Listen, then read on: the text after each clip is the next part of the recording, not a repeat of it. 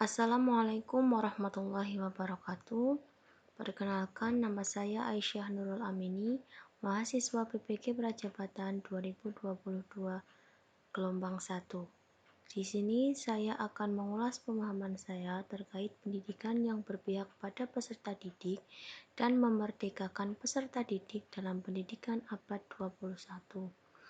Pendidikan yang berpihak pada peserta didik.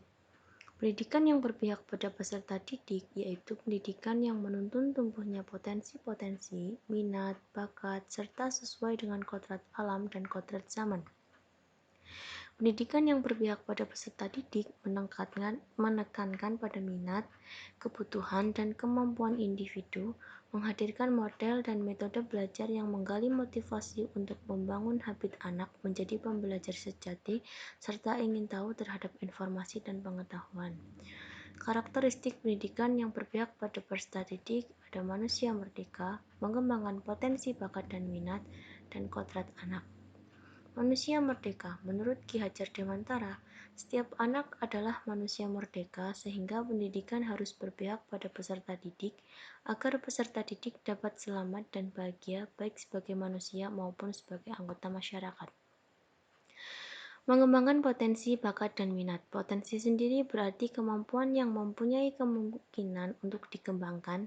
Potensi merupakan kekuatan, kesanggupan, dan daya. Bakat merupakan kemampuan bawaan yang dimiliki manusia, sedangkan minat tercipta karena adanya ketertarikan kuat atas sesuatu. Kodrat anak. Ki Hajar Dewantara mengingatkan bahwa pendidikan anak sejatinya menuntun anak supaya dapat mencapai kodratnya sesuai kodrat alam dan zamannya. Pendidikan yang memerdekakan peserta didik.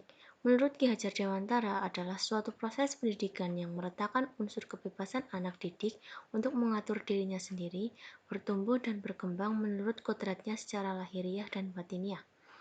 Pendidikan yang memerdekakan peserta didik merupakan proses pendidikan yang menuntun peserta didik dalam mengembangkan potensi-potensi positif yang ada dengan dilandasi adanya kebebasan dalam bereksplorasi potensi-potensi tersebut. Peserta didik bebas dari tekanan baik dari luar maupun dalam dirinya, namun tetap harus mendapatkan tuntunan atau biasa disebut dengan sistem AMAU. Pendidikan abad 21 di Indonesia. Pendidikan berfokus agar menghasilkan output sumber daya manusia yang memiliki keterampilan abad 21 yang terdiri dari berpikir kritis, kreatif, komunikatif, dan kolaboratif. Pendidikan abad 21 di Indonesia pembelajarannya mengintegrasikan kemampuan literasi, kecakapan pengetahuan, keterampilan, dan sikap, serta penguasaan terhadap teknologi. Implementasinya dalam melaksanakan pendidikan yang berpihak pada peserta didik dan memerdekakan peserta didik dalam abad 21, guru harus melakukan kegiatan pembelajaran yang didasarkan pada potensi, minat, dan bakat masing-masing peserta didik atau sesuai dengan keinginan peserta didik sendiri dan pembelajaran yang memperkenalkan siswa terhadap teknologi. Misalnya dengan pembelajaran berdiferensiasi berbasis teknologi. Bisa diambil contoh, pada saat saya melakukan praktek pembelajaran di SMK Negeri 1 Klaten, saya melakukan proses pembelajaran dengan penyampaian materinya menggunakan PowerPoint dengan animasi yang ditampilkan pada LED di kelas agar peserta didik tertarik memperhatikan materi yang disampaikan. Kemudian pada saat sesi diskusi kelompok, peserta didik dibebaskan dalam mencari sumber informasi untuk memecahkan masalah yang diberikan. Saya juga menyediakan materi dalam bentuk barcode. Ada 2 barcode yang berisi materi bacaan untuk siswa yang memiliki gaya belajar visual dan 1 materi dalam bentuk video bersuara untuk peserta didik yang memiliki gaya belajar audio visual.